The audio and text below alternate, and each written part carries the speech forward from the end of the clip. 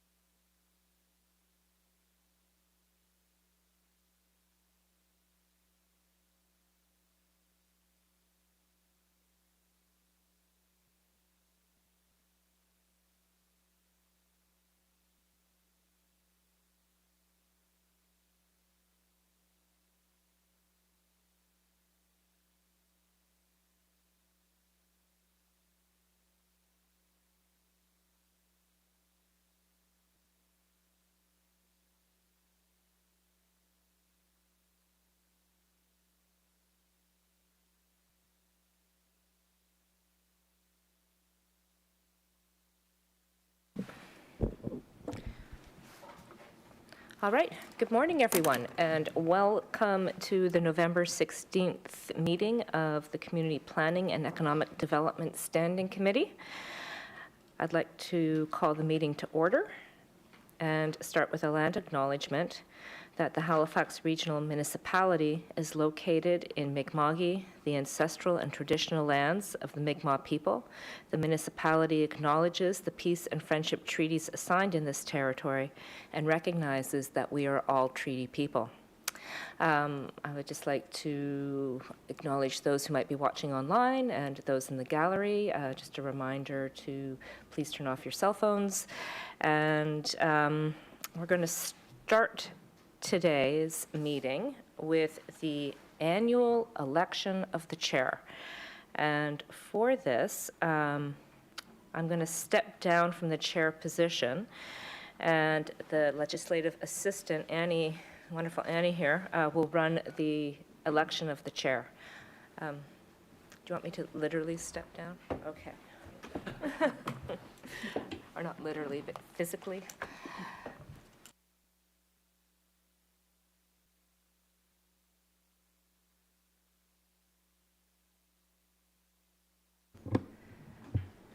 All right, thank you. So we will start the election of chair for the Community Planning and Economic Development Standing Committee, and I'll call for nominations. Councillor Blackburn.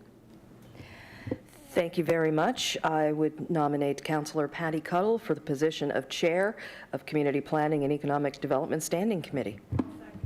Thank you. Moved by Councillor Blackburn, seconded by Councillor Purdy. Councillor Cuddle, do you accept that nomination? I accept the nomination. Thank you. Wonderful. Thank you. So Councillor Cuddle has been moved and seconded. Can we call a vote on that? All in favor of Councillor Cuddle being nominated as chair, please say aye. Aye. Any opposed? Hearing none, that goes forward. So Councillor Cuddle has been nominated as chair, and I will call for any further nominations for the position of chair. Any further nominations for the position of chair? And a third and final time, any further nominations? All right, so with that, Councillor Cuddle is declared the successful nominee, and now we need to have one more motion to officially appoint Councillor Cuddle as the chair of CPED.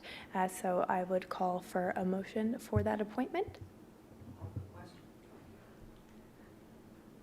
All right, so sorry, looking for the a mover on the, yeah, okay, great, thank you very much, Councillor Blackburn. Wonderful. Great. And so the question will now be called that Councillor Cuddle be appointed Chair of the Community Planning and Economic Development Standing Committee. All those in favor, please say aye. Any opposed, say nay. Wonderful. Motion is put and passed, and Councillor Cuddle is Chair of the committee.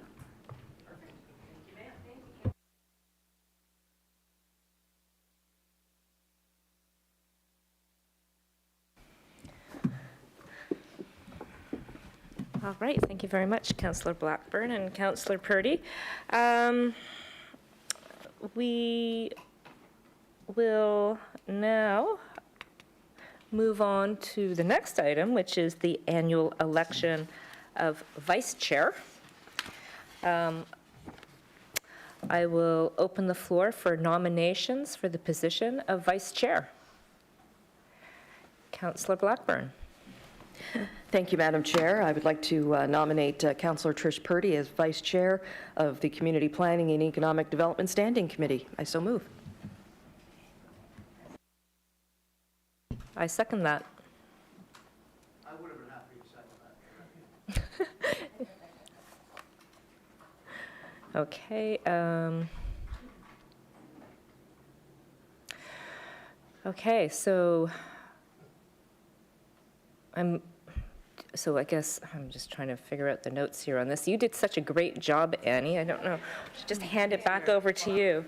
So, like the other piece of paper. Okay, that makes sense. Hope you're not reconsidering me as chair. Okay, so members move and second motion to nominate. I will confirm if the nominated member accepts the nomination. Accept. All right. Excellent. And members are not required to accept a nomination. So we're good? Okay, excellent. So are there any further nominations? Are there any further nominations? Are there any further nominations? Okay, so that leaves Councillor Purdy as the only nominee. Can we have a motion on the floor to appoint the successful nominee as vice chair? All right, moved by Councillor Blackburn, seconded by Councillor Outhit. All those in favor? Aye. Councillor Purdy? Congratulations on another term as vice chair. Look forward to continuing to work with you on this. Okay, so we've got that business out of the way. We will get back to our regular agenda, and we will start with approval of the minutes from October 19th, 2023. Can I call for approval of the minutes? Okay, moved by Councillor Purdy, seconded by Councillor Blackburn. Call for the question. All those in favor? Aye. That passes. Approval of the order of business and approval of additions and deletions. There has been a discussion about deferring item 13.1.2, the rural recreation strategy, to a December meeting of the committee so that the public has more time to review the report. I would welcome a motion at this time to defer the item, if this is still the wish of the committee. Move to defer. Second. All right, moved by Councillor Blackburn, seconded by Councillor Purdy. All those in favor? All right, so I can see Angela up there, with Parks and Rec staff here to come and talk about the rural rec strategy. Just in case. We were very excited to see this come forward, and yeah, there's a lot of councillors who have rural areas that aren't on this committee who really want some time to take a look at it and speak with the kind of their community stakeholders around recreation. So I really look forward to the December meeting and having a good discussion about the rural rec strategy. So thank you for getting this on the agenda. Okay, so with that deferred, I would like to ask if there's any other changes to the order of business. Nope, okay. So then I'd like to, if there's somebody who wants to move the order of business as amended. All right, Councillor Blackburn, seconded by Councillor Purdy. You want to call for the question here? All those in favor? All right, excellent. So that passes. Business arising out of the minutes, none. Call for declaration of conflict of interests. Are there any conflicts of interest today? I see none. We don't have any motions of reconsideration, motions of rescission, consideration of deferred business, or notices of tabled matters. Madam Clerk, is there any correspondence, petitions, delegations? Thank you, Chair. The clerk's office did not receive any correspondence or petitions for today's meeting. All right, thank you. So we will move on to our presentations. We're going to start, I see Peggy Cameron back there. We're going to start with item 10.3.1, a presentation by Peggy Cameron, Vice President of Black River Wind Limited. She's going to give a presentation on building a climate crisis report. So Peggy, I invite you up to the table here. You'll have 10 minutes for your presentation, and the legislative assistant will hold up signs to let you know when your presentation time is coming to an end. When your presentation is over, please remain in case there's any questions from the committee. So the floor is yours. Welcome. Okay, thank you very much. Good morning, everyone, and thank you all for the work that you do here at Council. I know it's a tough job and it takes a lot of your time. I'm here today to present about a report that I did, and I think each of you would have received a copy of the report just prior to the center plan being approved. And, pardon me? It's my last one. I had 50 and they're all gone and they're so expensive. Anyway, so I have a background in, actually I've done a lot of things. I'm a biologist, I learned languages, I've lived on 3 continents, and mostly what I've done for the last 20 years is work on environmental issues. A lot of it's relating to climate change, so it comes under the rubric of transportation, urban planning, and particularly renewable energy policy.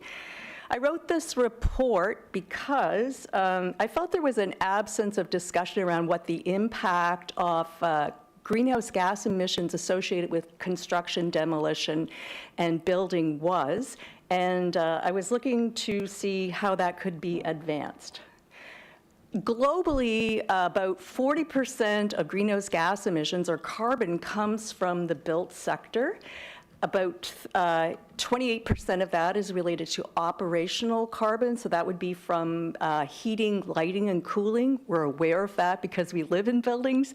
But what we don't really pay any attention to is the greenhouse gas emissions associated with products and materials as they are produced. So that's upfront. What's the energy cost and emission related with making materials, transporting materials, and installing materials for buildings? That portion is referred to as embodied carbon. That's not a very language-friendly term. It really is the upfront greenhouse gas emissions. So it's like Lloyd Alter, who did a fantastic review of my report, says it's like the carbon burp.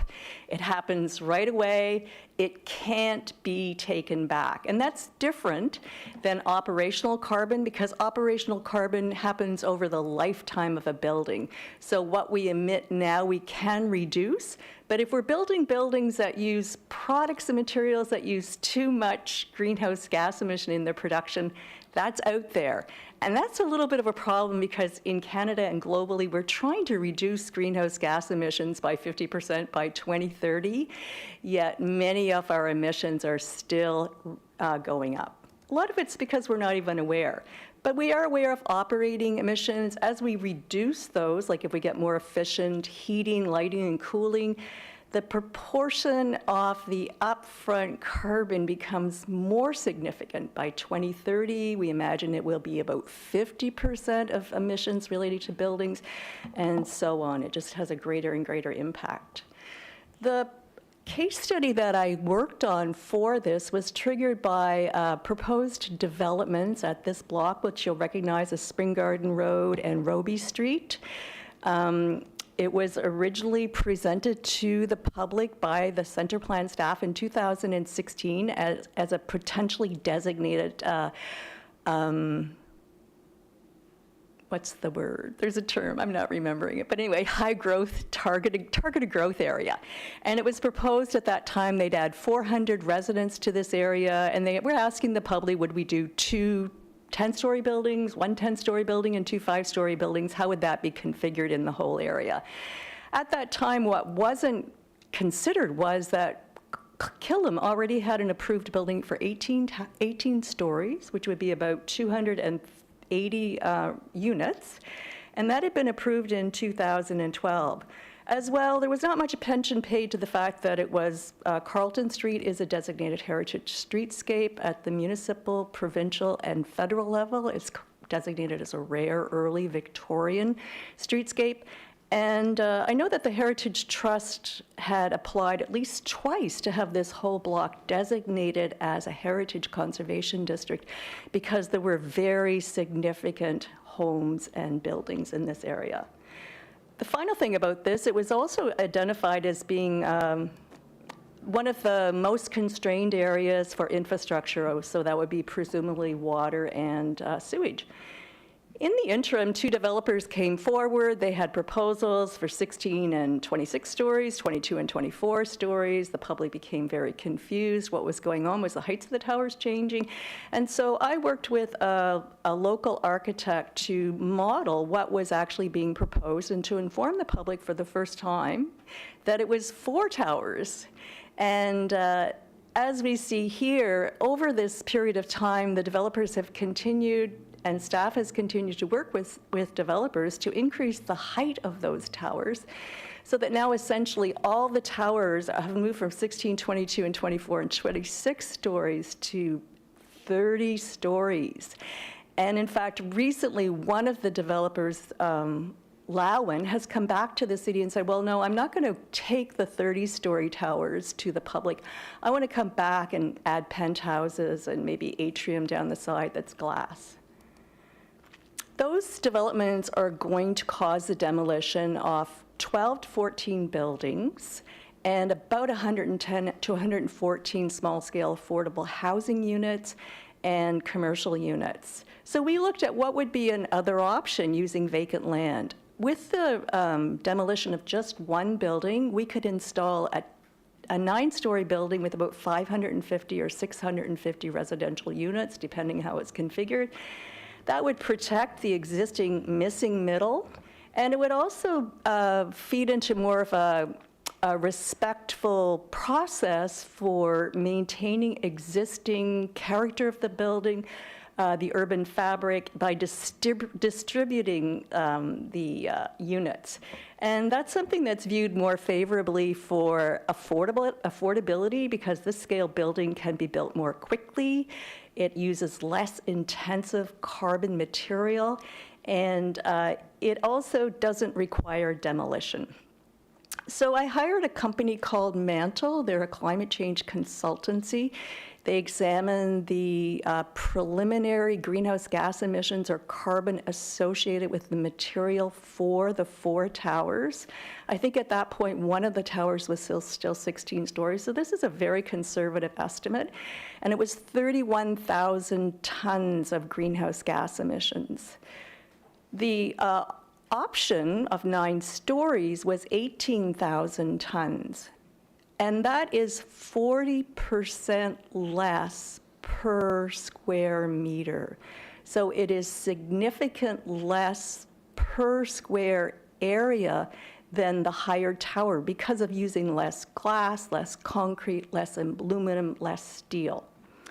The greenhouse gas emissions to replace the demolished floor area, which is equivalent to about a 12-story building that's being taken out of the affordable housing market, is 2,214 tons. And to give you an idea of what that is, that's about the weight of grocery bags that Nova Scotians were taking to the dump every year, and we therefore legislated against it. We thought that was such a bad idea that we've banned grocery bags, yet we are continuing to demolish buildings at a greater rate, because this is just one example of a redevelopment.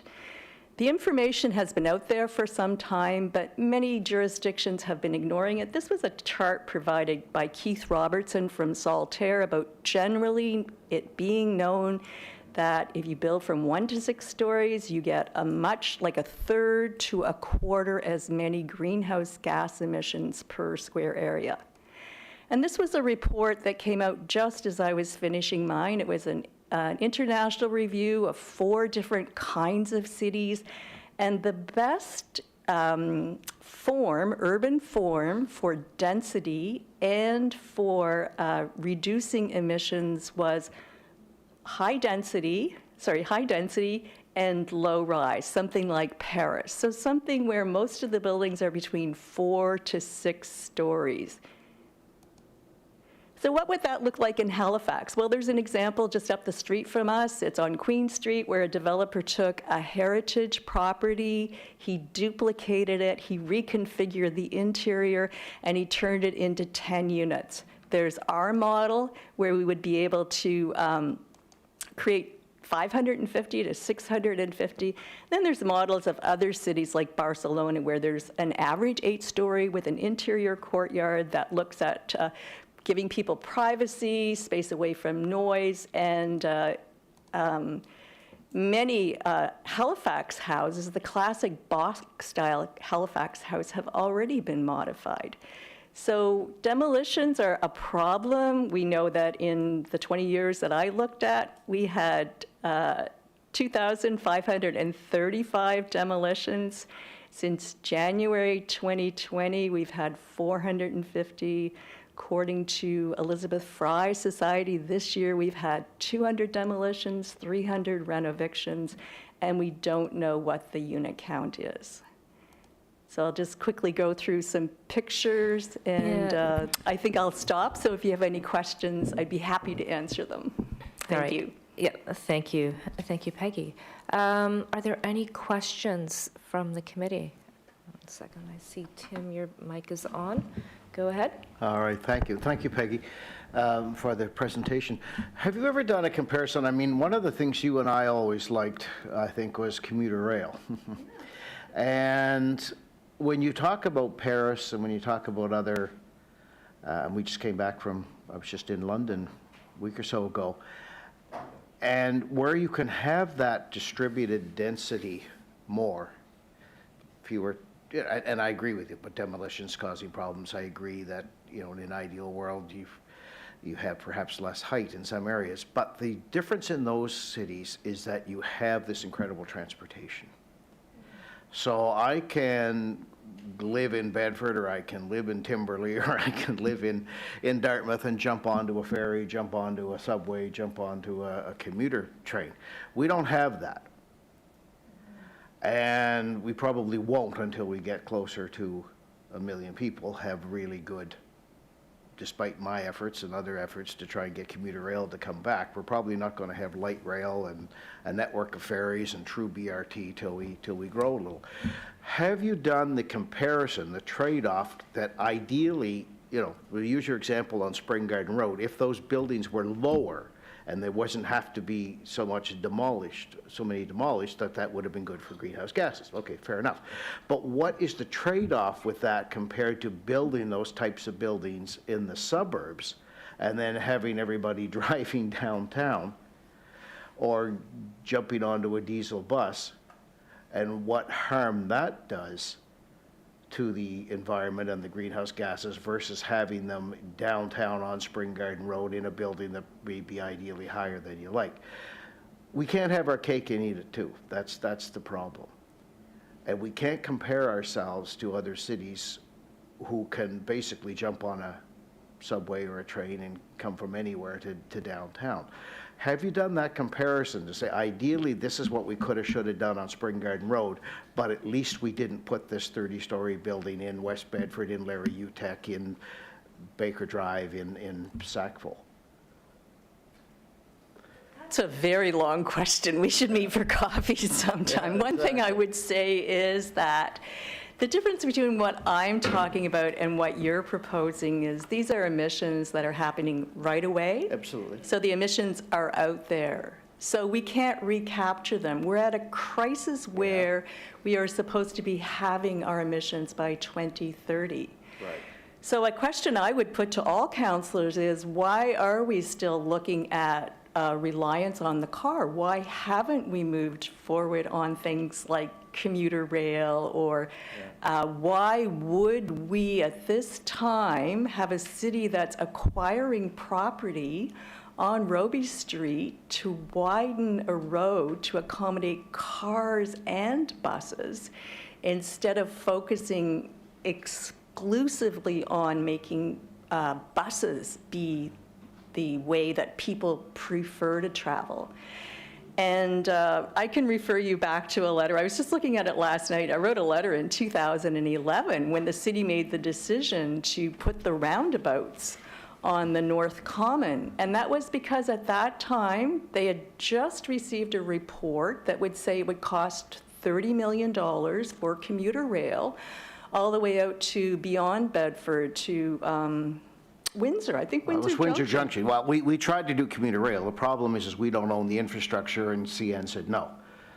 No, at that time, that wasn't the problem. The problem at that time was simply that the council could not be convinced to spend what they said was $30 million on capital infrastructure, Yeah. and then $6 million for operating cost. And around that same time, they approved a budget for about $13 million for the two roundabouts. So we're always balancing one against the other, but we're not taking a long-term view off what would the advantage have been if in 2011, instead of spending a third of a capital expenditure on two roundabouts, which are essentially just for cars, that's the convenience of cars, we had taken that money and really worked towards having no. a commuter rail. So No, I agree. I would challenge you on really the city needing to step up and say it is our priority for now and for our future to have capital expenditures on alternative, or not alternative, that sounds like it's something else, on prioritizing public transit. Maybe it won't be commuter rail, but active transportation. A second part to your... But you're- I guess that's my question. Isn't it better to have the people living in those towers on Spring Garden Road than to have them trying to get in from Bedford or Sackville for the rest of their lives and the rest of the lives of those buildings coming in by car or bus? Well, I think there's a couple of choices there that we're not looking at in an integrated way. If we thought about how could we have that distributed density, how could we prioritize it, Yeah. how could our planning department develop, say, a library of buildings that could be approved at a lower scale, and that was, like, what would be the incentives we could create for that to happen? All of these buildings, just adjacent to where we're talking about the 31,000 tons of greenhouse gas emissions, all of these buildings are on large lots where they could have been duplicated. So all of those buildings were as large or larger than the single building on Queen Street I showed you. Yeah. All of these could have had 15 to 20 small-scale, missing middle, affordable units. well, that's important. So the affordability is actually a huge matter. We're destroying affordable housing, and we're replacing it with carbon-intensive materials, and we're displacing community. So I've been saying for years, we're converting the city to an urban elite. Well, if I had my way, we'd have affordable. Councillor Elhood, your time is... Yeah, we'd have affordable units much in up. all buildings, so I think we agree on that. But anyway, no, I was just wondering about this trade-off between being central versus commuting. But anyway, thank you, and thank you for your patience, Chair. I think we have, We do have some visitors. I see we have, the mayor is in the house. Can I just introduce, I want to introduce three people from around the world. They're here for the Halifax International Security Forum. And they did a video to be chosen on a topic. This young gentleman from Toronto Yeah, did yeah. one on Please welcome them in. We can't see them here. There we go. Toronto. This Hello, young lady's hello. from Georgia, not the U.S., but on the border with Russia and Jamaica, and they won a contest to be at the Halifax International Security Forum. So they're here for a few days. I just wanted to bring them in and let them see some of the smartest minds at work.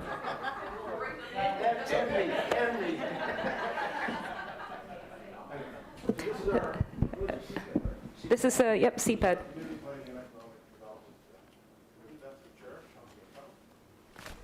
Councilor Purdy, she's got a multicultural family. She's got 30 kids from around the world. Deputy Mayor, Councilor Blackburn, Councilor Hood. Yep, and we got, so thank you so much for coming. And so, just before you go, what were your names? What were your names? I'm Koshin. Michaela. Okay, and how are you enjoying your time in Halifax? I loved it. Yeah? I like Jamaica, it's warm. They all love Halifax, and they haven't even been to Dartmouth. Okay. Well, enjoy the rest of your time here, and great work, like in is it like international security, or is it what security forum? Like what? I just international security. Fascinating, amazing. Well, good on you, and good luck. And these are the parents, by the way, taking the picture. Hi, parents. Must be proud. And this young lady works for the Halifax International Security Forum. And what's your title again? Program officer. Program officer. And this year I'm in charge of the program. Oh, fantastic. Well, welcome to you too, and thank you so much. Okay. Goodbye. The intruder there. I should call security. No, excellent discussion.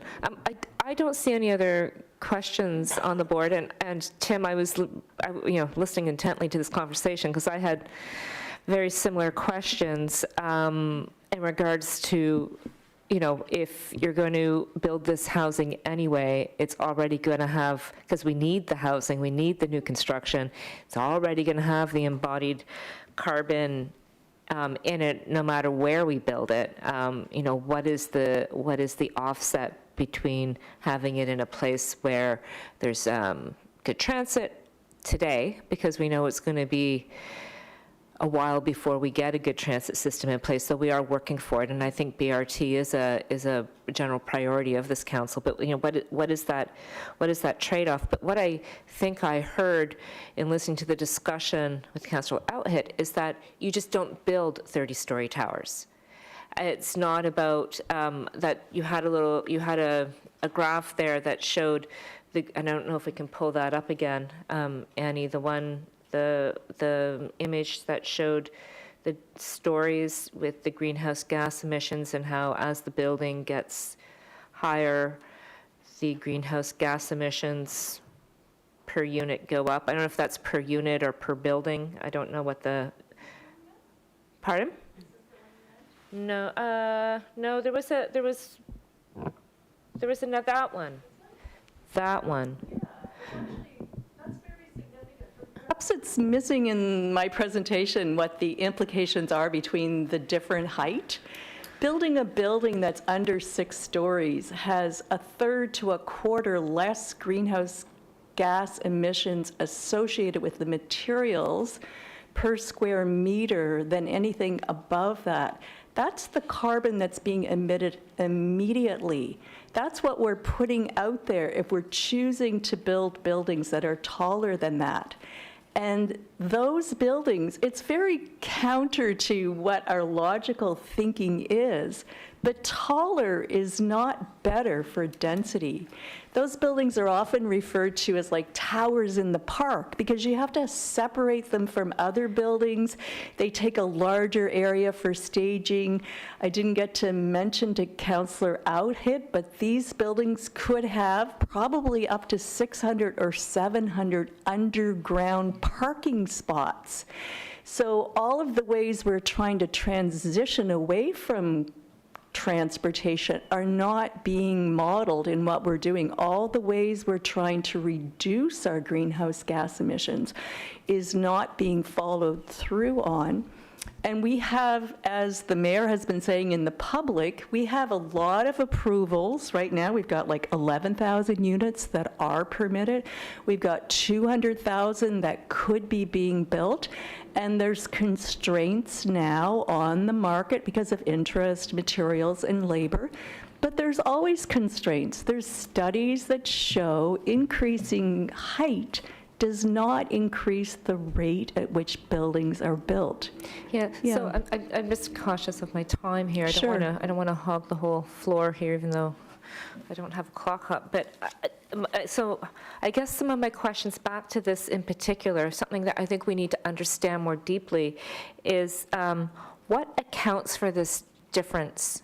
And when you look at this, this is about the averaged embodied CO2 emissions. What accounts for this difference between a 1 to 6 story building versus more than 25?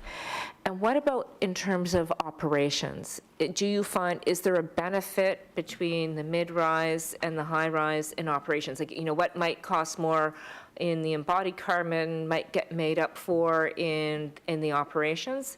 And, to your point, I'm looking at places like Toronto, where on their main corridors, they're doing 6 stories, 6 to 8, and 8 only in some places, but the majority of what they're allowing are 6 stories. The mid-rise multi-units with, depending on the street, with the commercial at the bottom, is kind of their standard form, with a really wide 3-meter setback from the curb to allow for street trees. So looking at, as you're saying, an integrated approach, that it's not just about the building, it's the positioning of the building, it's the, allowing for other things to deal with urban heat sinks, bioswales for stormwater runoff, that we really need to be taking this more integrated approach in everything we do, and we're not doing that very well. But I think I need to go for coffee. Look, I'm getting a sign. We need to go for coffee because I think it's important we understand this. But can you just answer that question about what accounts for it in the operational offset? To that question. One is that what happens as you go over 6 stories is the kind of structure that you're building, like the framework, needs more energy-intensive materials. So you need more concrete, which alone is 8% of global greenhouse gas emissions, cement. You need more steel, more aluminum, and unfortunately, we're designing buildings that have glass.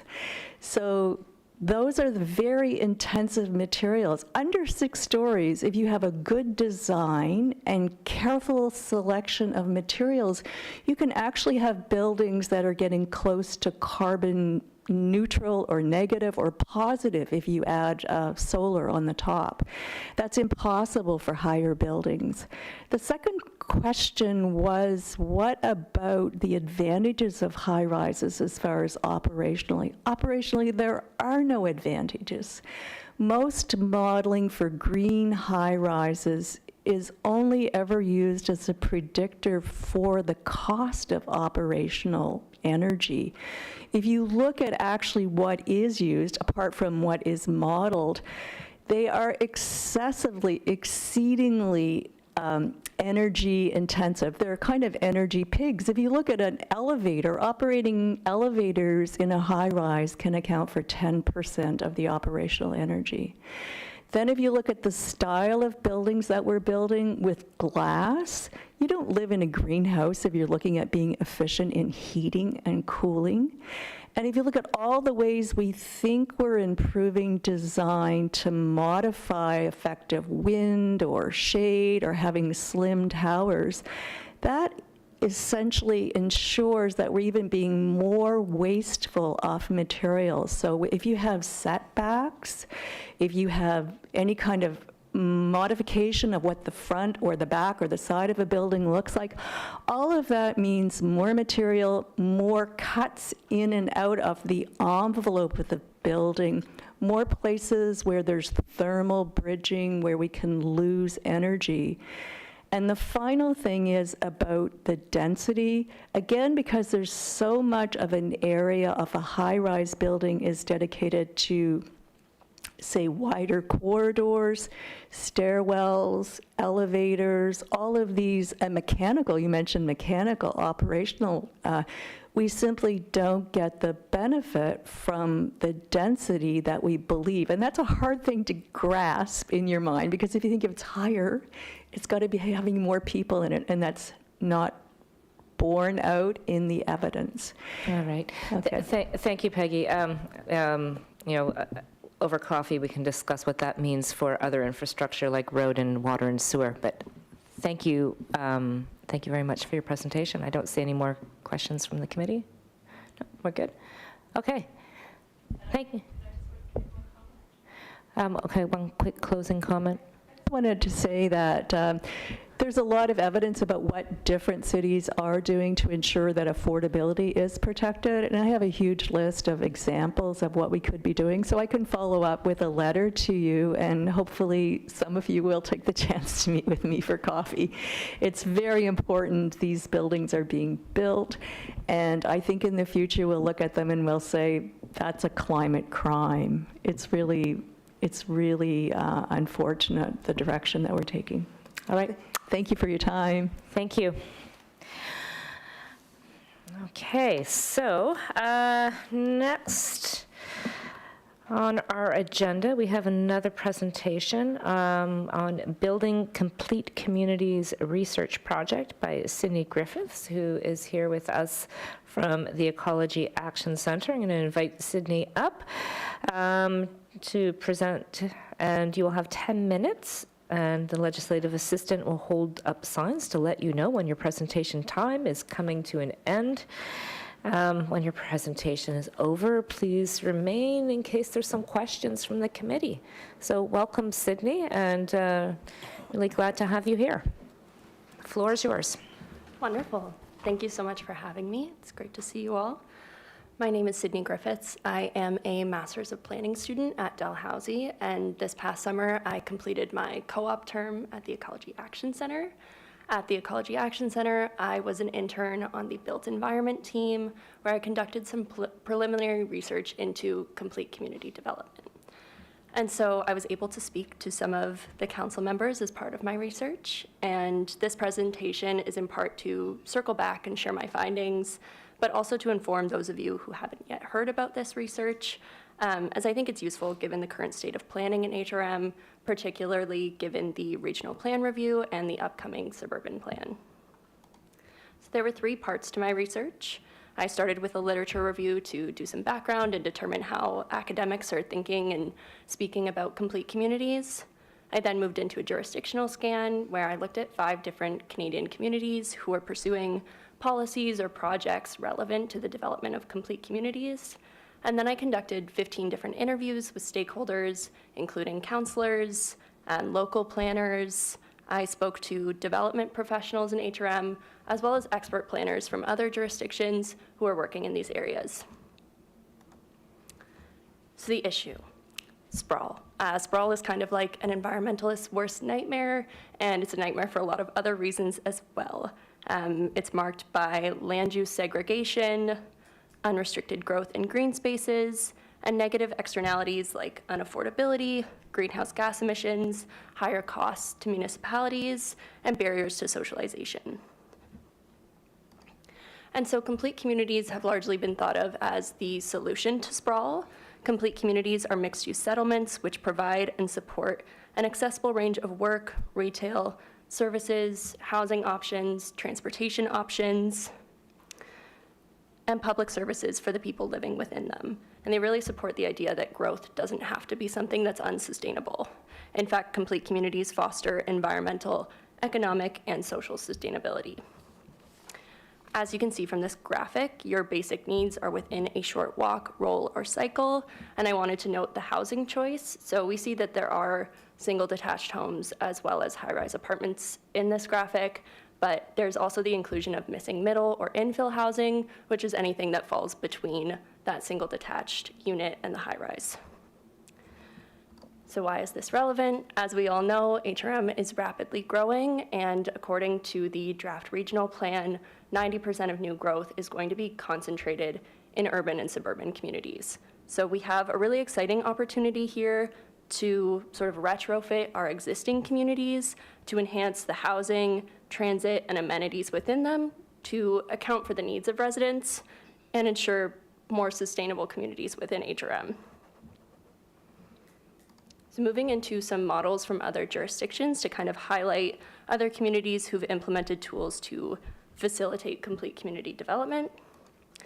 Starting with Ottawa, Ontario, most jurisdictions, including HRM, use unit-based development charges. So a developer pays the municipality a certain charge based on the type of building they're looking to create. So a single detached home would cost a set amount, and a high-rise would cost a set amount as well, but they don't differ based on where that unit is located.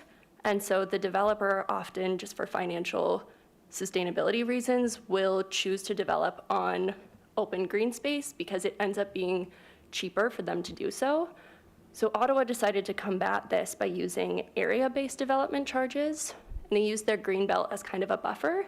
So you can see that in that yellow space, development charges are actually cheaper in that area. So inside the green belt, it becomes easier and therefore more attractive to developers to develop in those already built up communities rather than in green spaces. The next example is from Kelowna, BC. Because of their geography, Kelowna has had to get really innovative with infill housing solutions. And so they created this design competition and asked local designers to create ideas of how they might see infill housing looking in Kelowna based on parameters that they gave these designers. And the competition actually gave the municipality the onus to create new zones where this housing could be built as of right. Also, the winning designs were granted fast tracking in the approval process so they could be built more easily, and they've seen significant uptake of this program. The designs also had a positive benefit that they didn't anticipate, which was being able to use them as educational materials. So actually going to residents and saying, this is what infill could look like in your neighborhood, and gather stronger opinions on what that could look like. The last example is from Brampton, their sustainability metrics program. And this was actually a partnership between the municipalities of Brampton, Vaughan, Richmond Hill, and Markham in Ontario. So they had heard from their development community that it was confusing to keep up with the different priorities of these different municipalities as developers were working across them. And so the municipalities came together, established a working group with development professionals, engineers, and municipal staff to create these sustainability metrics, which are essentially a scorecard for a development application, and it consolidated their priority plans. So some of the examples of what might gain developers points on their applications are things like ensuring park access, traffic calming measures, housing diversity, or building accessibility. So these gain them points and improve the attractiveness of their application. So this is the outcomes of my interviews, the three major themes that I found in speaking with these stakeholders. The first theme being trust, namely between planners and the public, but also between developers and city staff.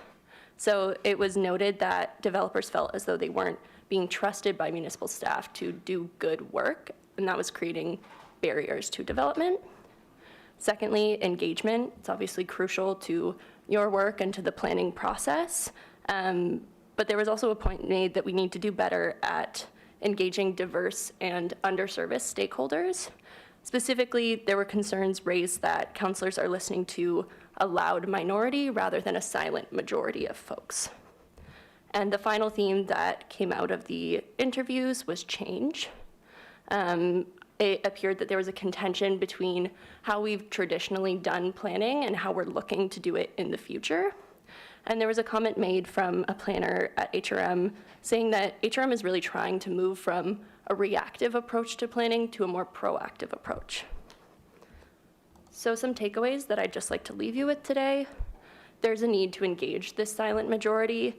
I think it's really important that we speak to folks who would really benefit from complete community development. Secondly, it's important to visualize complete communities in HRM. It's hard to convince people to get on board with change if they can't envision what it might look like.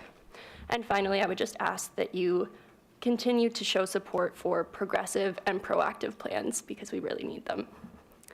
Thank you so much for listening. I'd be happy to answer any questions if you have them. Thank you very much, Sydney. That was a great presentation. And I'm just looking, I see Tim.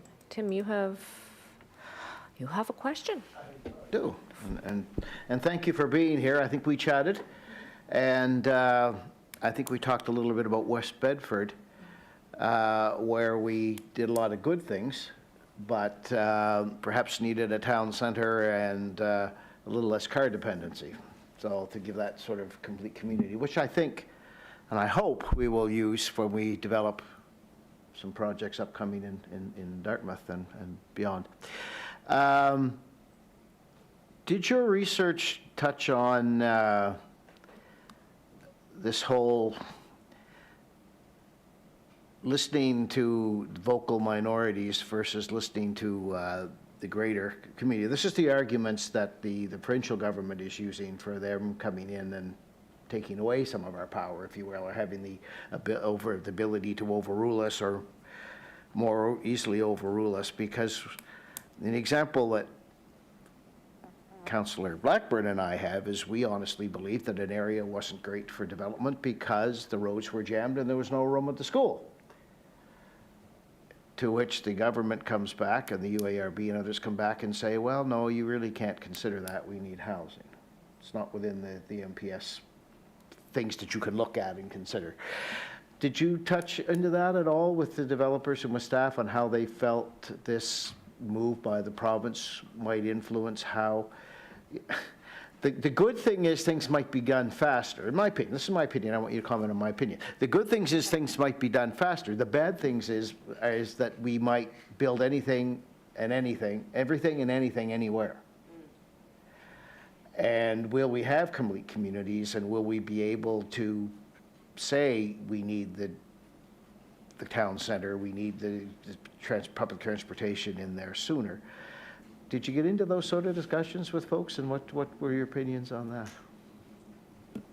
And I know it's a tough question, but... Yeah, I won't get into the political weeds with Oh, I you with hope not. That'd be fun. Yeah. Whoever thought planning was political? Yeah. I think to that, I would just say I believe that there's an opportunity to do both at the Ecology Action Center. They have criticized the province for this kind of push to just build, which I agree with. But I know that planners at HRM are working towards transit-oriented development, which is developing on already existing highly transit-serviced areas. So starting to sort of look at areas that already have some of these components of complete communities and trying to encourage higher densities in those areas first. What would you have done differently in West Bedford? I don't think that I could comment on West Bedford specifically, but Okay. I could look into it further for you. No, that's fine. I was giving you a chance to expound if you wish to. But thank you very much. And I really appreciate your work and you being here. Thank you, Chair. Thank you. Next on the list, we have Councillor Blackburn. Thank you very much, Madam Chair, and thank you so much for the presentation. This is fabulous work, and I just wonder if, on your travels through this project, whether or not you came across the whole concept of the 15-minute cities, because I know in recent, I would say within the past year, anytime that I speak out or speak publicly about complete communities, I get slammed with emails about how dare you restrict my movements to 50, and I just don't understand where that whole thing came from and how it became synonymous with complete communities, and just wondering if you came across that at all during your study. Thank you. Complete communities are sort of synonymous with the 15-minute concept, but part of 15 minutes or complete communities is this idea that establishing these sort of hubs that have more amenities and have better transit actually creates better connectivity between communities. So when you have to travel less far for your different daily needs, it actually reduces the amount of trips that you might have to take to another community. Oh, absolutely, yeah. But when you do want to take that trip, because there are these sort of dense pockets of people, you're able to make it easier. But I do think that's in part why we went with complete communities for this project, because the language is a little bit friendlier, Yes. I think. But yeah, it's definitely something that we're trying to navigate, and something that came up in the literature, that complete communities are something that planners are sort of starting to say more frequently than that 15-minute city concept, just because it's a That more seems to, the malleable term. 15-minute thing seems to have gone down some sort of Yeah. conspiracy theory Yeah, rabbit and we hole. want to avoid that. Yeah. Guys. Yeah. Yeah, That is true. yeah, no, appreciate that, thank you very much. Thank you, Madam Chair. All right, thank you, Councillor Blackburn. And Councillor Purdy. Thank you, Madam Chair, and thanks for the presentation. It was great, and I was another one that spoke with you, so I'm glad that you were able to come and share your results with us. So I'm stuck on the silent majority versus the loud minority. Can you give an example of who that would be? Like who's represented in the silent majority and in the loud minority? I don't know what that means. Yeah. Is that like developers or? I can speak from sort of personal experience. Yeah. I'm a student in Halifax, and thinking about, you know, what my next move might be. I live in a one-bedroom apartment currently and don't plan on staying there forever, but I also don't have a personal vehicle. And so it makes it really difficult for me to think about moving to a more suburban community eventually, because as an environmentalist and given the economy right now, I don't want to have to purchase a personal vehicle. And so I think folks in similar positions to myself would really benefit from complete communities, but don't always know that this is the type of forum that you could bring those concerns to the table, and aren't always the people who are engaging with the municipal planning process or with municipal politics. Okay, gotcha. Thank you. Thanks for that clarification. Yeah, definitely. Yeah, thank you very much, Sydney. I mean, the crazy thing is that this is not a new idea, right? It has been around for decades. I remember in 1997 or 1998, I was just trying to find it, when I was a planning student, we did a whole module on regions in the city, where we identified in HRM where we could start building these town centers and these community centers, and kind of transforming our suburbs to support all the things that you said: transit, walkable cities, you know, mixed use. And yet here we are today, and we still aren't there. So, I mean, we do have the suburban plan coming. My hope is that through the suburban plan, we'll start to see some of the changes that will lead to centers in the region, because it's not just about the environment, and it's not just about transit, it's actually about quality of life, and I think that's a key piece here. And so I just want to say thank you very much. It's good for us to continue to learn and to hear about these concepts and ideas, and I appreciate your work. Thank you.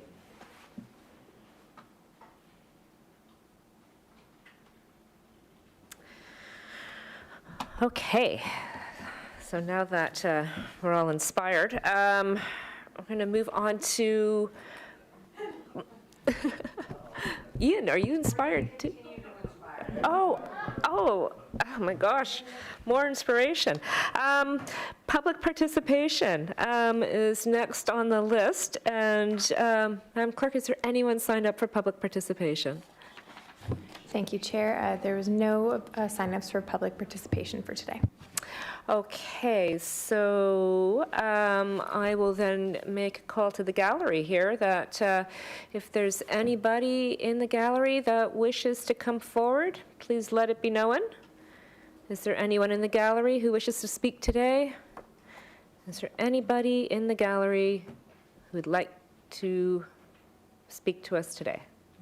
I see none. So With that, we will move on to information items brought forward, which we have none, and reports, which is another one I am really excited to hear. We're getting an update on People, Planet, Prosperity, Halifax's inclusive economic strategy, and I'd like to invite the CEO and President of Halifax Partnership, Wendy Luther, to the table, and Ian Monroe. Are you going to be presenting as well? You're helping. Excellent. Okay, please come up. The floor is yours. You'll have 10 minutes to present, and Annie here will let you know with her handy signs when you have 30 seconds left and when your time is up. So I hand the mic to you. Thank you, Madam Chair, and good morning, everyone, members of CPED.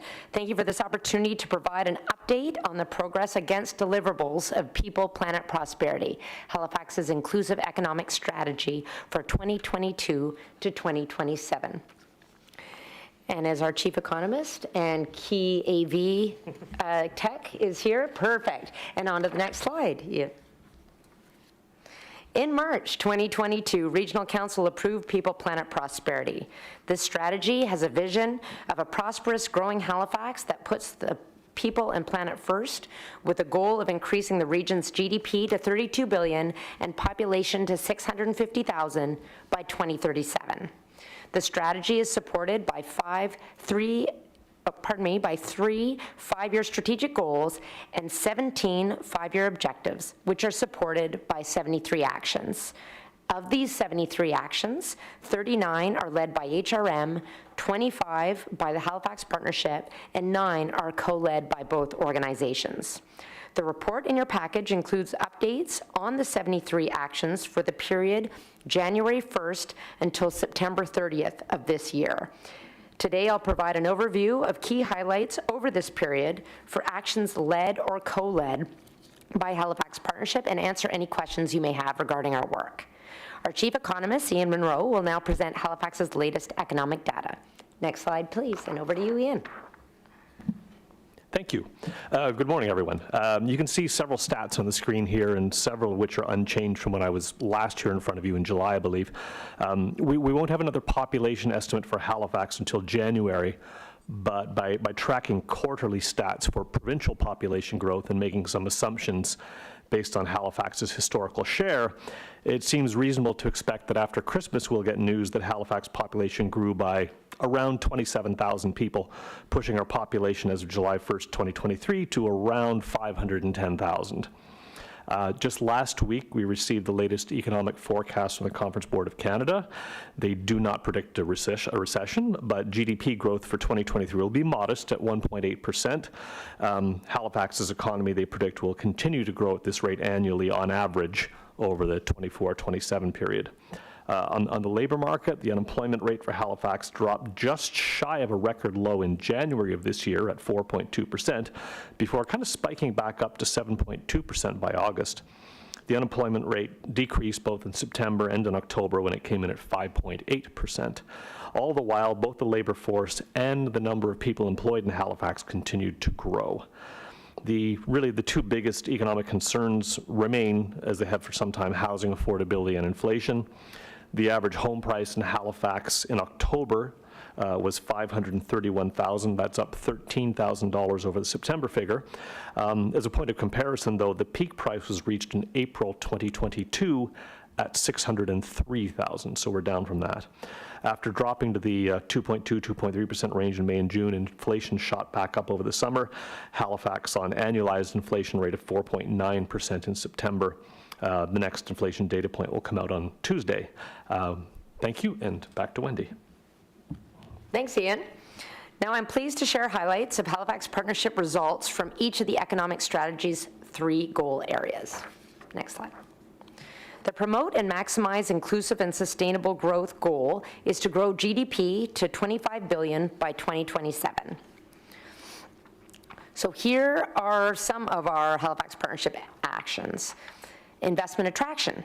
Halifax continues to be a sought-after location for new and growing businesses.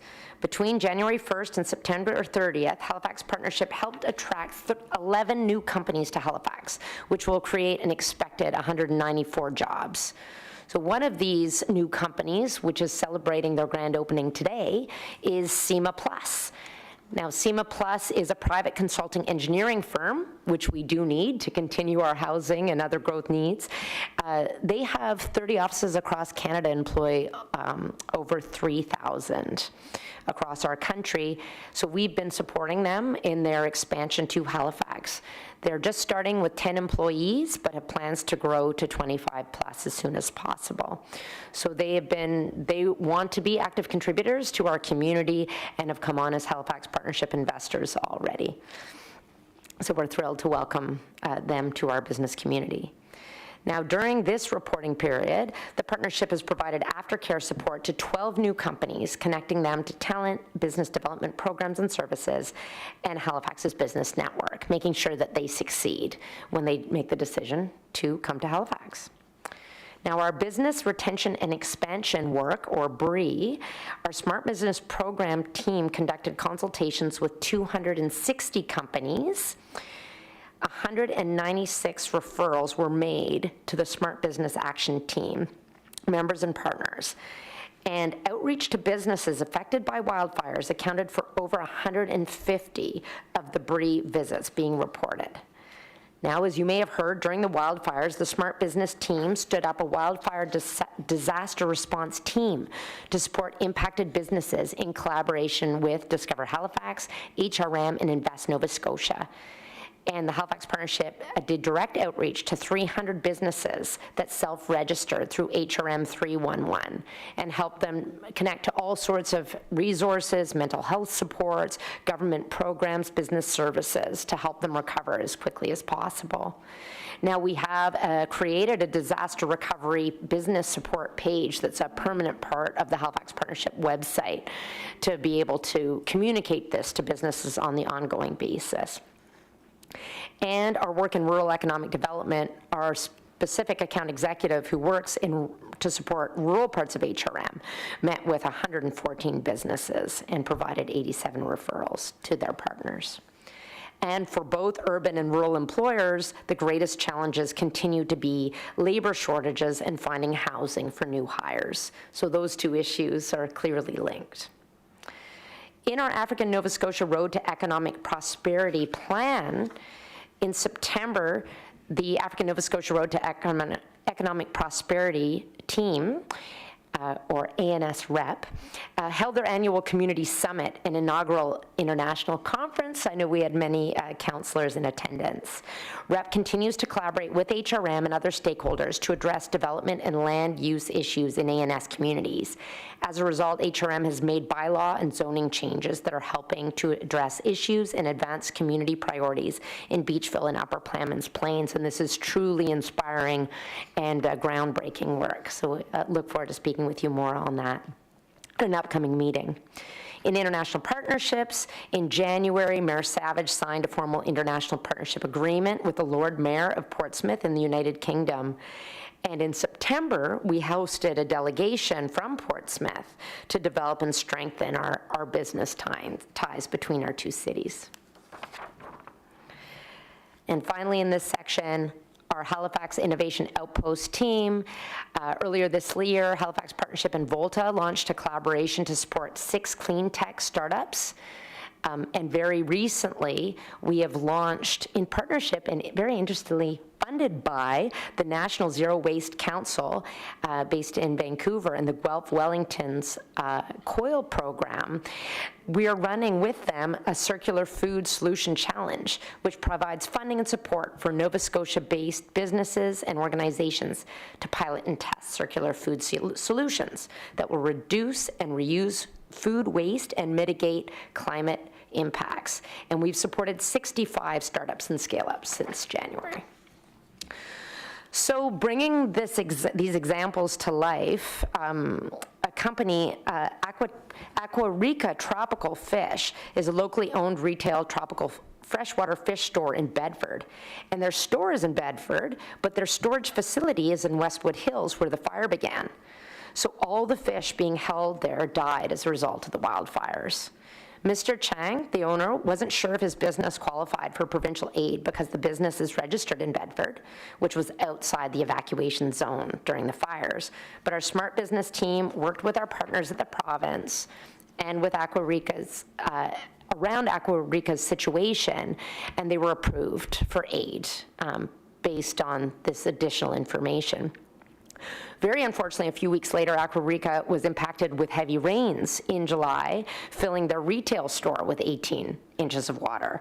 So again, the smart business team leapt into action to provide support. Moving on to attract, retain, and develop talent goal. This goal aims to increase the population to 525,000 and the labor force to 310,000 by 2027. And a big part of this work is our Connector program, which this year has met with 380 new connectees. 155 of them have found jobs, and that's a remarkable 43% of participants in the program finding meaningful work in their field of study or expertise, and thanks to the province of Nova Scotia and RBC for supporting that work. Our team also connects businesses to the Atlantic Immigration Program, to the Nova Scotia Nominee Program and Global Talent Stream, and has supported 80 employers in connecting to these programs.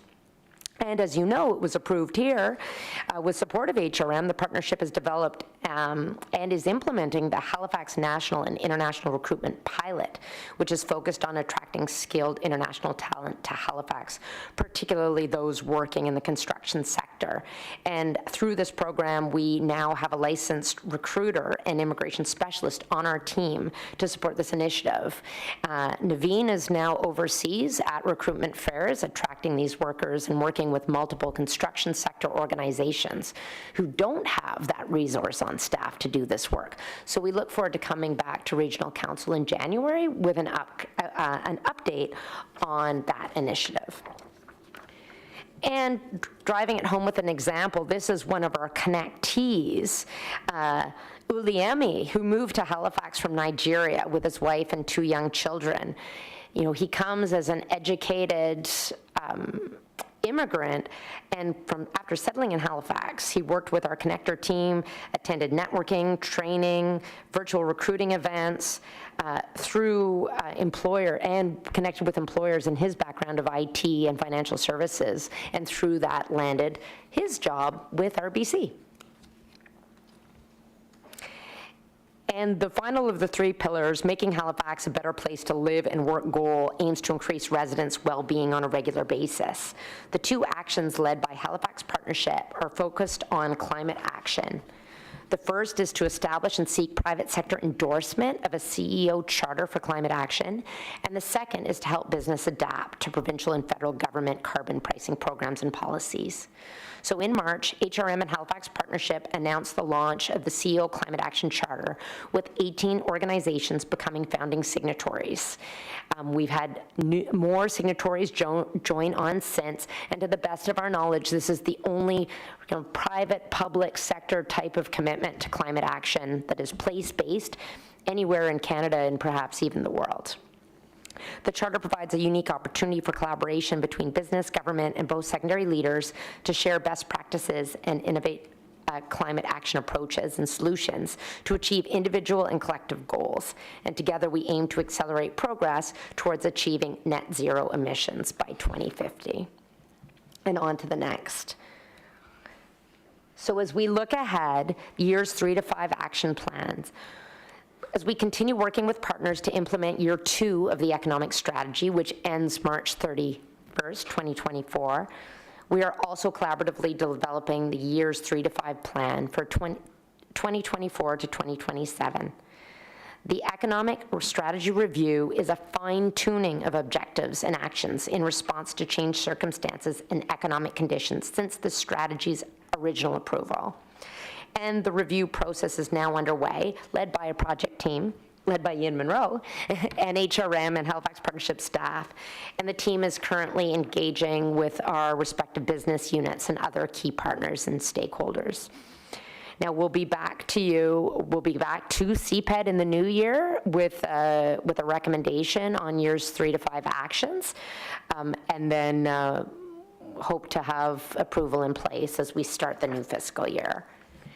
And finally, because I have 30 seconds, tracking and measuring progress is key to all of this work. So through Ian and our research team, we have a number of tools to track our progress against the economic strategy. You'll see them here on your slide, and we encourage you to explore those. And please do reach out to us for any information that you require. And in closing, thank you for the opportunity to present to you today and for your ongoing collaboration in building a growing and prosperous Halifax that puts the well-being of people and planet first. And we look forward to your questions. Thank you. Thank you, Wendy. Thank you very much for that update. And I just quickly want to say congratulations to you and your team on the award, recognizing People, Planet, Prosperity as a groundbreaking economic strategy. I always felt that personally, and so it's amazing to see you get that international recognition for that. So well done. Tim, you are on the list, top of the list again. I'm happy to speak, but would you like me to put the motion on while I'm at it, or? Yes, please. All right. The motion is that the Community Planning and Economic Development Standing Committee forward the staff report dated October 30th, 2023 to Regional Council for information. So moved. And thank you for seconding that. Thank you, Wendy. You know how I love this stuff with my background, so I always look forward to this. So just a few questions on your presentation.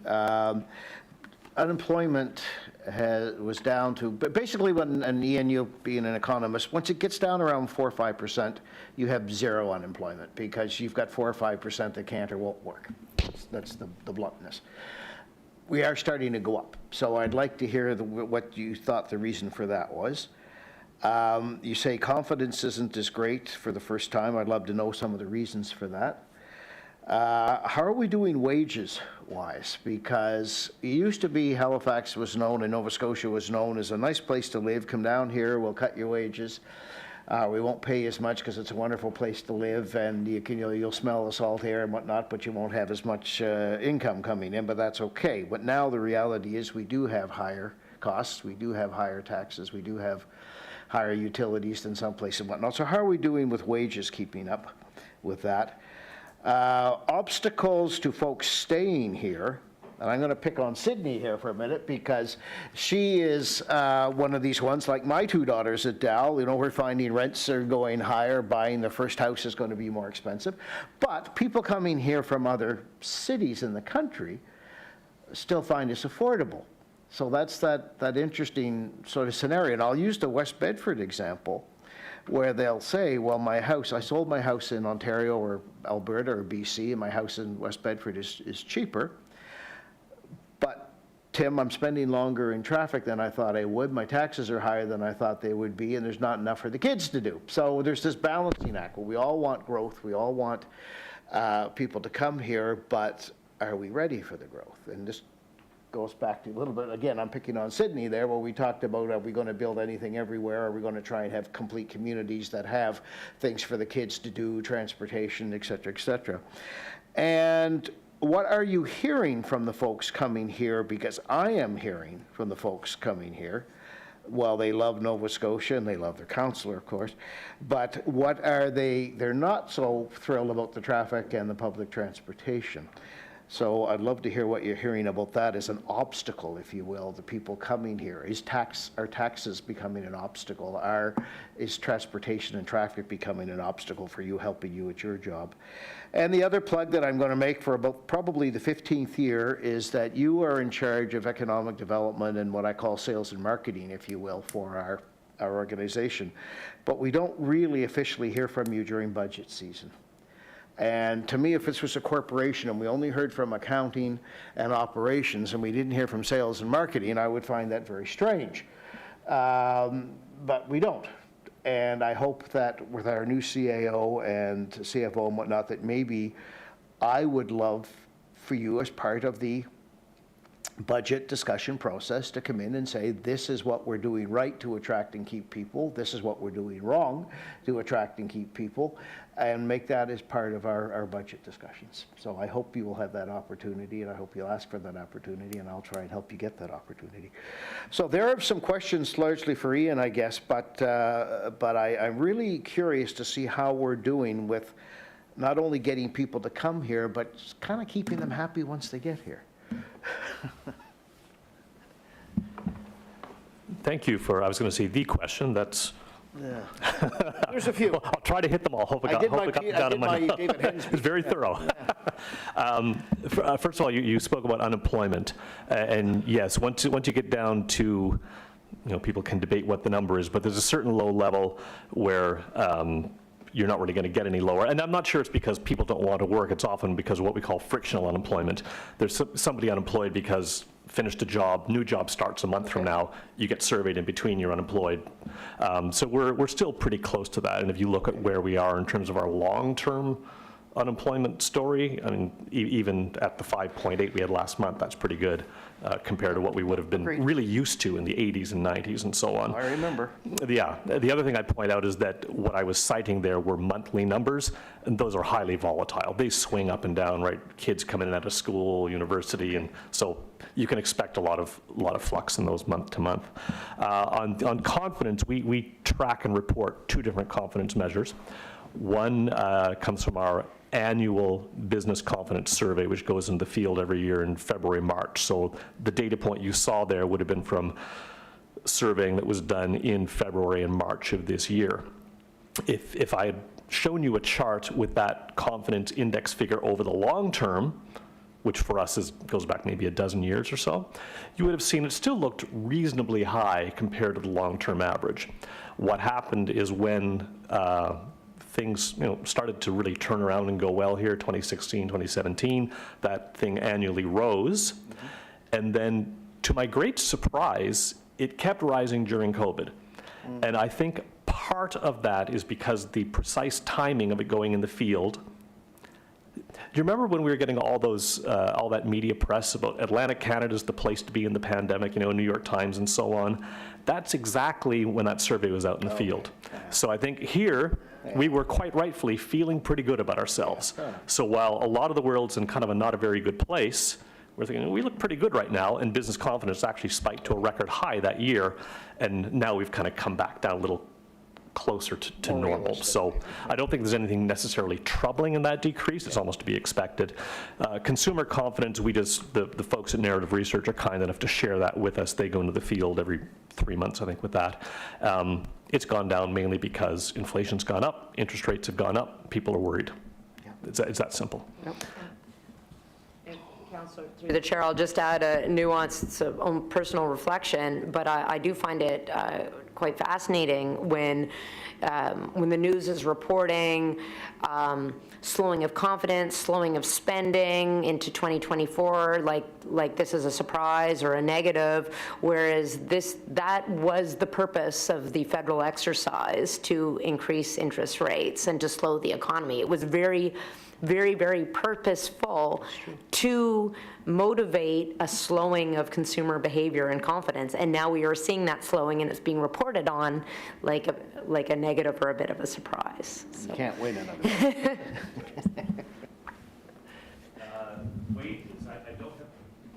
There we go. I don't have the data in front of me, nor in my head, but I think I can safely say that we are, across Canada, certainly we're seeing wages start to increase to get ahead of inflation. I believe that's beginning here as well. So I'm going to kind of finish on that and go to your next question about obstacles and put it this way.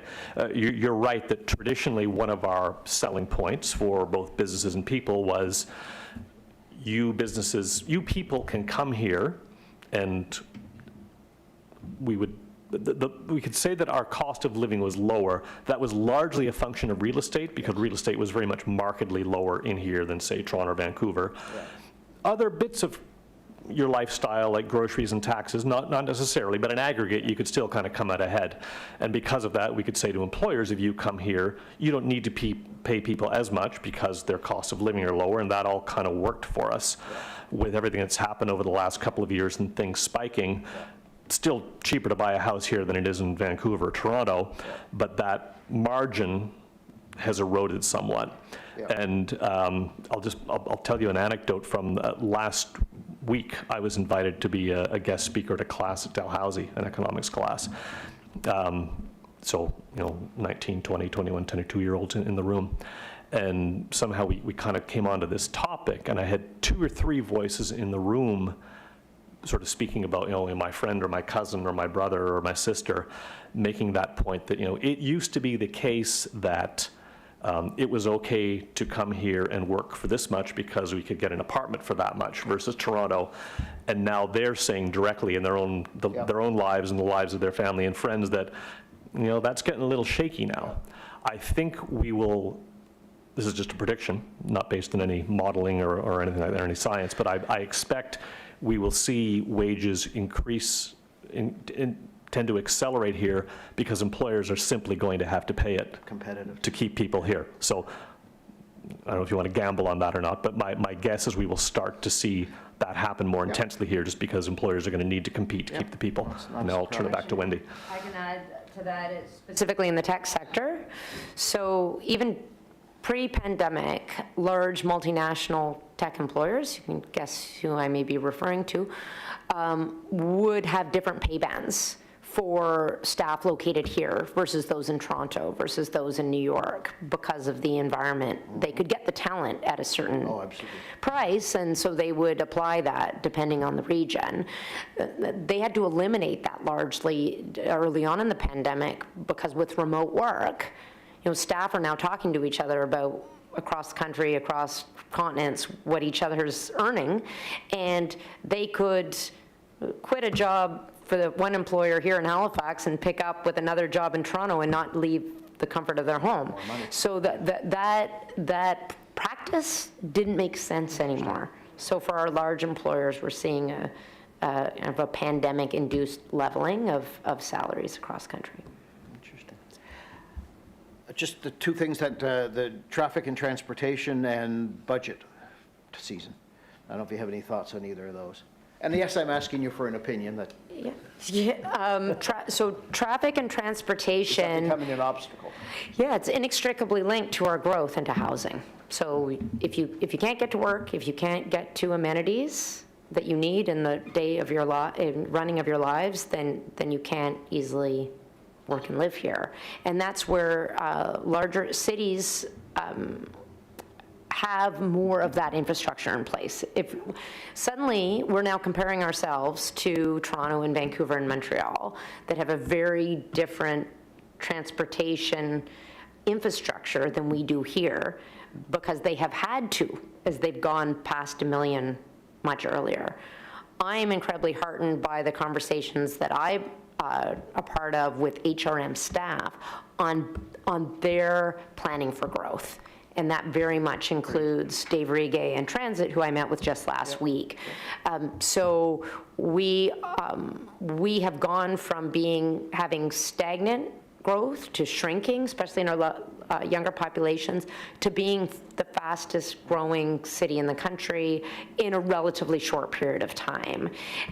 But I am heartened by how seriously our colleagues are taking this, including the JRTA, so the Joint Regional Transportation Authority, focusing on an hour's commute radius around HRM, led by Mark Peck, Tanya Davis, who used to be at HRM.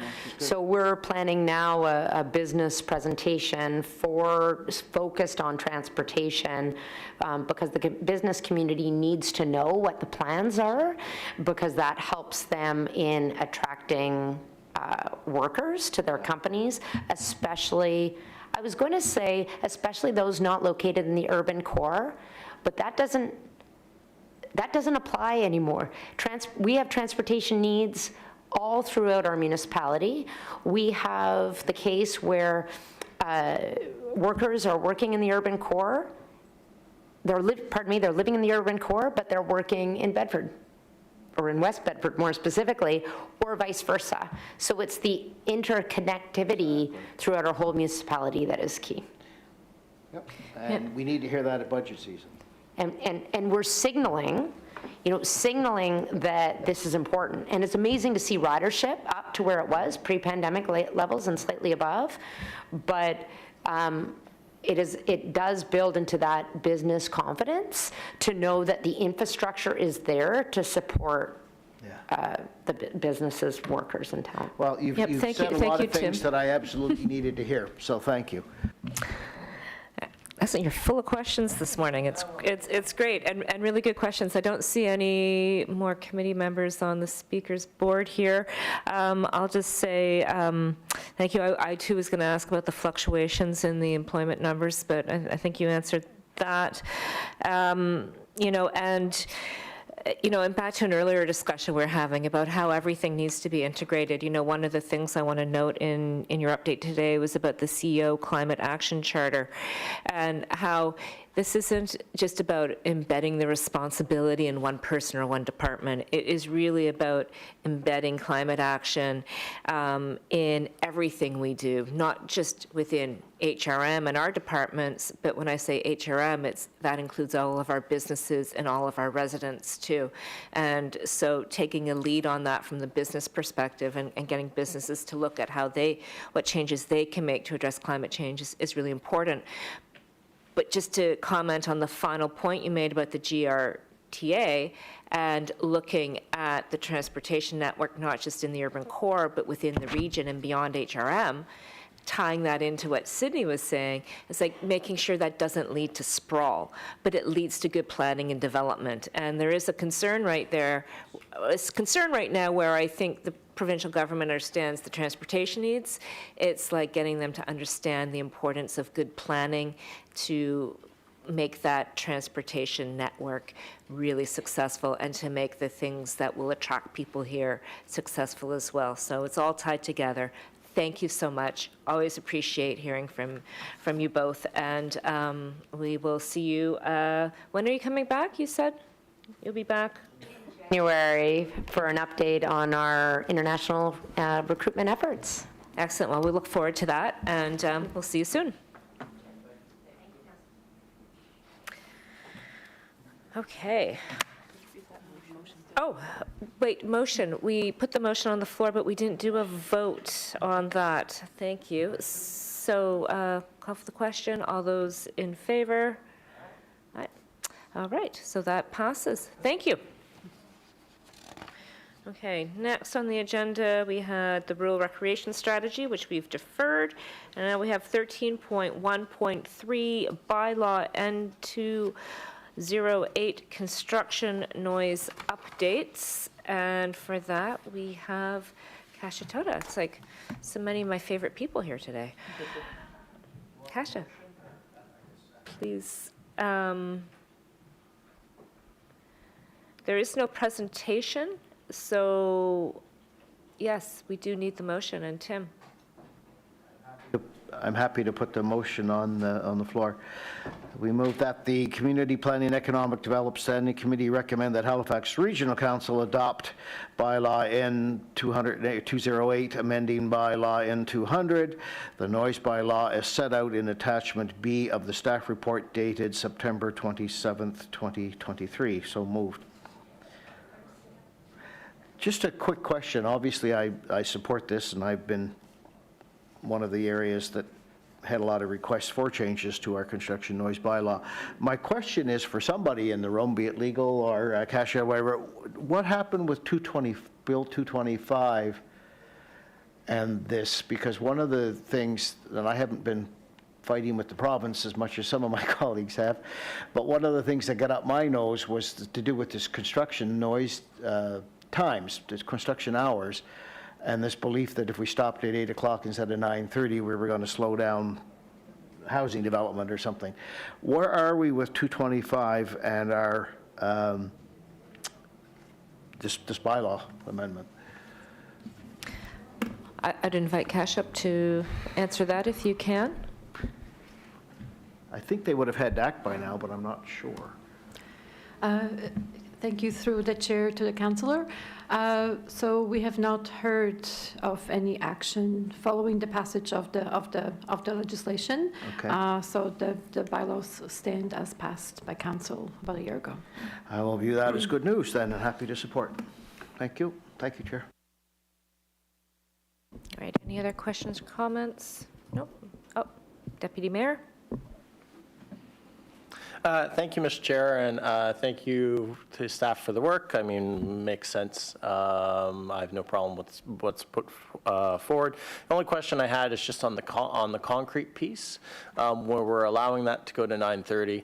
Did we have, and where that work is time sensitive, you know, once you start a pour, you've got to finish the tasks at hand.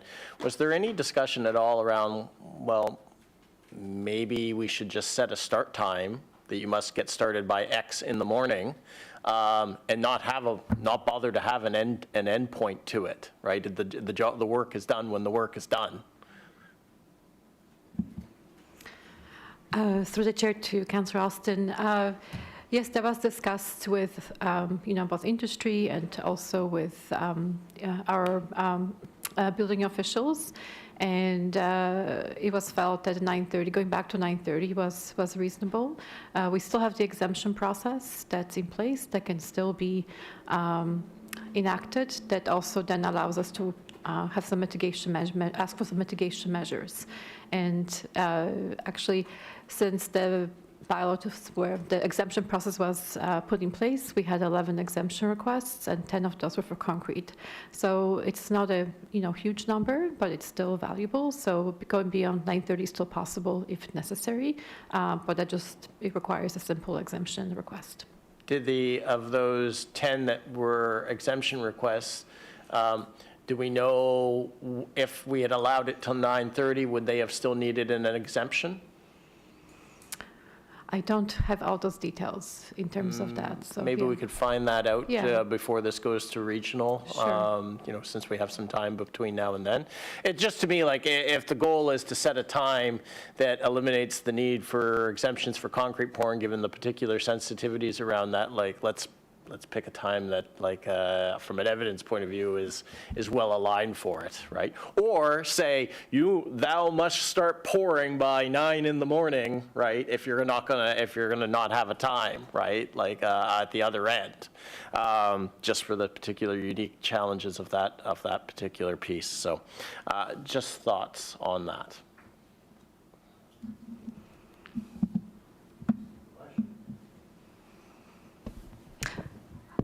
Question, I'm sorry, I thought Kasia was going to say something else. Your mic was red, but you're good? Okay, then call for the question. All those in favor?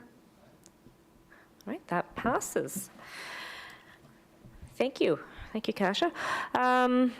And moving on to item 13.1.4, proposed 2024 meeting schedule. Would someone like to put the motion on the floor? Councillor Blackburn. I can do that. Move that the Community Planning and Economic Development Standing Committee approve the proposed 2024 Community Planning and Economics Development Standing Committee meeting schedule as outlined in the staff memorandum. I so move.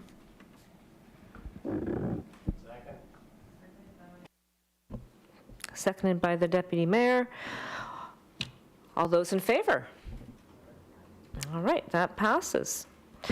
So with that, our business concludes. We have members of Standing Committee none, motions none, in camera none. We have no added items. Any notices of motion?